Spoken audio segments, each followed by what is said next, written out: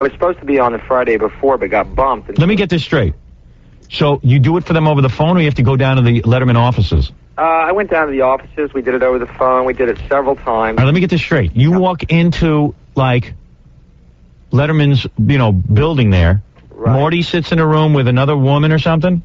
Well, no, just... And you stand there and do your act for them? Just the woman. Yeah, I'm a little performing monkey boy. Oh, for the two of them. Man, I thought it was bad. I've got to go do my pre-interview on Monday, but I get to do that over the phone. You got to go do your stand-up act in front of them? Yeah, but... And how can you do they sit there and laugh?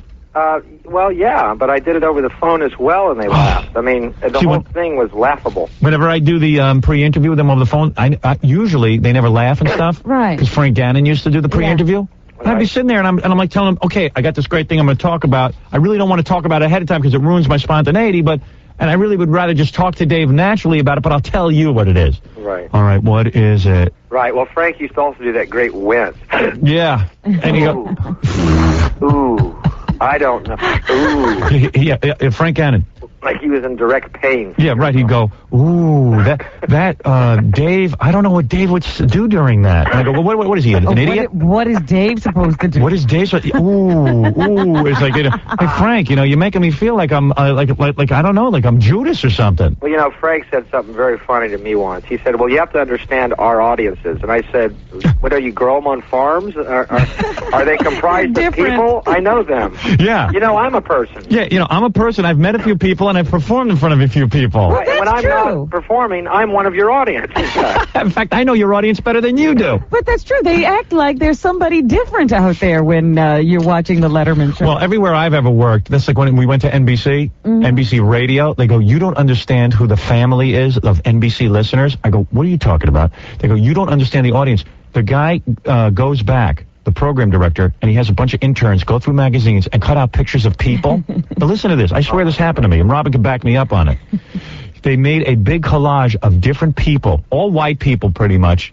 Yeah, occasional blackface. Occasional blackface. No Hispanic. Out of a magazine. These are people who've already been picked by an advertising company right. to represent a false family. So they hang this big montage of people, and they write under it NBC Family, and they hang it in the studio. So all the jocks at the station, all the personnel are laughing at me now because I need a big poster in front of me to keep reminding me. Hung it back up so everyone could smell it, and then they took it down in like 2 days because it reeked. Bastards. On the American Family. Good for you. Yeah. Fred, you remember it? Yeah. Remember that poster? It was laughable. It was ridiculous. Brenda had to spend like a week putting that thing together. Oh, is that who put it together? Brenda had to put it together under orders of Dampführer von... Oh, is that right? Yeah. Boy, Fred, you know more about it than I do. I love the meetings that go on preparing for that. Oh, yeah. Can you imagine? Memos and meetings. Oh, yeah. Well, I printed all that in my book. I printed all the memos and the meetings. I got all that stuff behind the scenes, and I threw it in my book.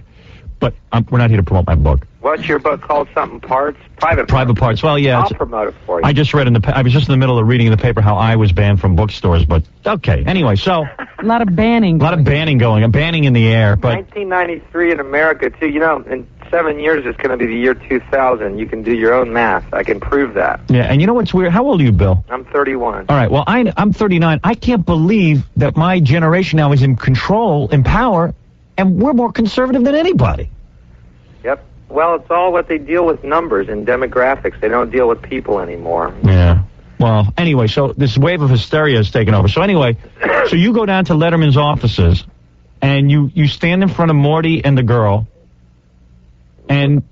Yeah, this happened. This set was approved the week before. Right. So you were all set with your material. Right. Okay. So they liked your material. And you know what? I read in the paper what you were doing, and it was real funny, and there was nothing really that... I mean, you did some religious stuff. But it was so harmless. I mean, even people in church would laugh at that little comment. And I ran this set by my mom on her porch in Little Rock, Arkansas. You're not going to find more mainstream nor middle America than my 65-year-old mom. Yeah, for example... And she hooted and fell out of her rocker. Yeah, well, then again, it's your mom, you know what I mean? Was she's going to hoot because... she in the family montage at NBC? Probably not.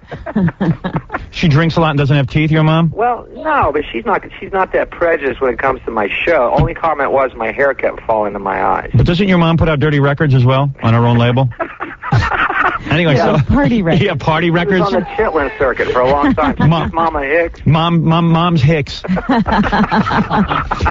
So anyway, so you go down to the Letterman offices, you do your material, you okay it with them, everyone's cool, and like typical material would be, and it's real funny material. It's this material, Robin. You, for example, hey, look at this.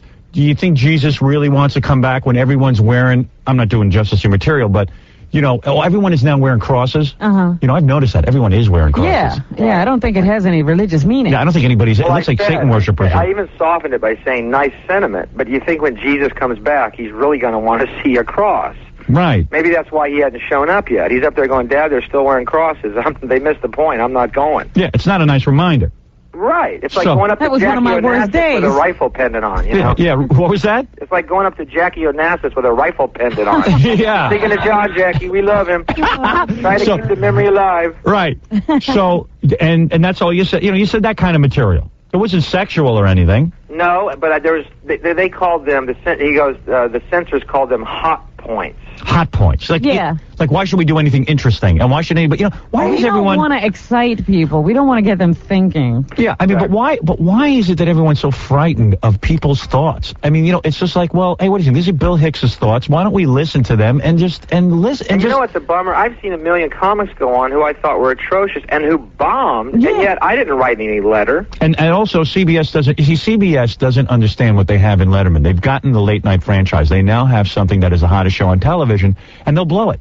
They'll blow it for Letterman. I understand Letterman's real upset about this. Well, I think it. You know,